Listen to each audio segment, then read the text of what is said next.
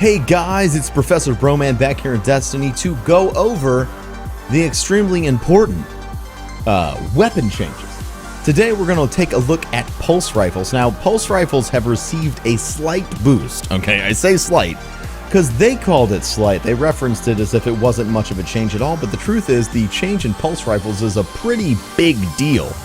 The change in pulse rifles makes a noticeable difference if you are a pulse rifle user, which is literally 2.9% of people, but that doesn't matter. So here's what they did. They increased the base damage by 9.7%. This obviously increases critical damage, increases a whole lot of other stuff, but I'm going to show you a little bit about how it makes things feel and show you again a little bit more about how pulse rifles used to work and kind of how this changed. So here's my bad juju, right? Here's my bad juju. All right, we're going to fight some hobgoblins. Now, if you remember the bad juju, it was pretty much a guarantee that you had to burn a full clip of the bad juju at any enemy in order to get a kill and the reload perk. But with the 9.7% increase, you're not having to deal with a damage wall like that. It actually pushes past the damage wall quite perfectly, which is good. That's the kind of comment that I want to hear myself saying. Even in dealing with these zealots, I wasn't very accurate there. But of course, even with my terrible accuracy, we almost killed them. It's a much more forgiving weapon now, the bad juju is, along with any other pulse rifle, the Oversoul Edict and the Red Death being fantastic as well. And I can't show you the Red Death because I don't have it yet. It's forever. It is my Yallarhorn. The Red Death is my Yallarhorn. Anyway. So basically what I'm telling you is, before with the Red Death, you had to be an extremely accurate player. With Red Death, pulse rifle, anything, sorry. You had to be an extremely accurate player. You had to be a player that could land consecutive critical hits. But now with pulse rifles, you can be a little bit more lax. Even if you're using some sort of, enemy resisting thing, you can punch through the shield. You can use a pulse rifle as if you would use an auto rifle, kind of. That's my approximation of the situation. The pulse rifles are really, really good in pretty much every situation now. This is the bad juju, of course, which isn't, the best in every situation, but let's take a look at the Oversoul Edict, right? Now, this is, of course, arc damage and full auto, and it's got a much, much better clip. So let's see how it does against these fancy little guys, huh? All right. Burns right through the shield and then continues killing pretty well. Frankly, I think that the pulse rifle buff was a really good decision for the game. Now, a lot of players, when this came out, people were frustrated. They said they're forcing us to use pulse rifles. But as you can see, the pulse rifle isn't any better or worse of a choice than perhaps an auto rifle or any other weapon. I'm still getting my ass handed to me rather well, frankly, from all these douchebags here, all the annoying Vex. But I have a chance against them because of the change to auto rifles. I can even use this, arc damage pulse rifle to take out a arc shielded enemy, whereas before I might burn my entire clip at an enemy before I ripped off its shield. Now I can actually take the shield off before I get all depressed and sad and the enemy's not dead, and it should be. Pulse rifles have undergone a really, really solid change, and it makes me very happy and makes me feel very positive towards Bungie's balancing approach in the future. I talked about this in the shotgun video, but time to kill, right? Time to kill is what they're balancing around. So there's some number out there, whether it's 2 seconds, 3 seconds, 4 seconds, whatever, between target acquisition, I see this enemy, assault, I start shooting, and I acquire the target, I move to the target, and then I start shooting at the target, and the target's dead.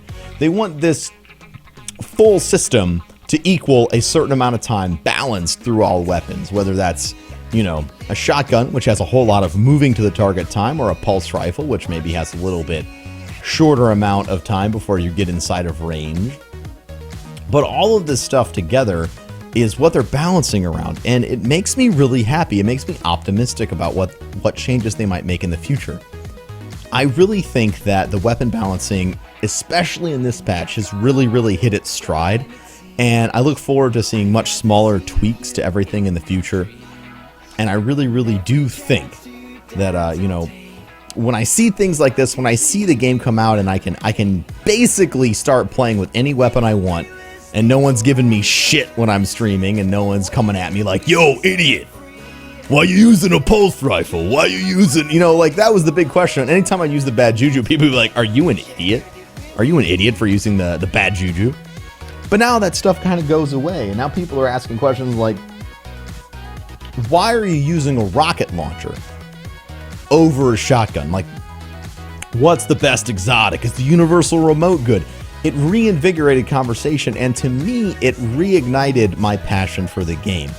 It's amazing how a very small change can make such a huge difference. So I applaud Bungie for their focus on changing all of the weapon balance, as well as balancing around things that matter, things that players care about.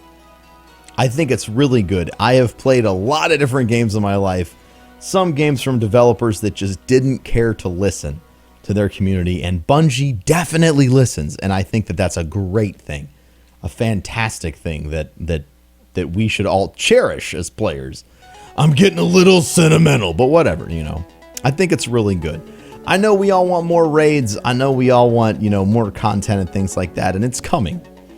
But for now, I kind of take solace in the fact that, you know what, we got some solid balancing, some solid adjustments, and there's some really exciting stuff coming down the pipe. I'm going to go over some of the data mined stuff in my next video, some exciting House of Wolves stuff, and of course we have the new Inferno mode PvP that's going to be coming out soon. And frankly, it just makes me very positive, very optimistic about the future of Destiny. I know some people were a little scared, they're a little nervous, they're like, Destiny, I don't know, the future, it's kind of spooky. But I think it's bright. I think it's bright, and I think that within a year, this is going to be a game that kind of shines above a lot of other games because of the amount of time, care, and focus that Bungie's been putting on it. I think it's great. Almost as great as I think you guys are. I want to thank each and every one of you for your continued support of my channel here on YouTube and my channel on Twitch. It means the world to me that you guys show up, you watch videos, you do all of your stuff. And I really like seeing you YouTube folks over on Twitch, so come over, say hi if chat's not too insane. I really do try and focus on people who are like, hi, I'm from YouTube. And I'm like, oh my God, that's fucking sweet. It means the world to me. It really does, guys. I appreciate it immensely. You guys are amazing. And gals, guys and gals. Sorry. Don't want to, you know, make a pointless division. But anyway, guys, thanks for watching today. Make sure to rate, comment, and subscribe. Don't forget that I fucking love each and every one of you, and I will catch you guys next time in the fantastic and wonderful world of Destiny.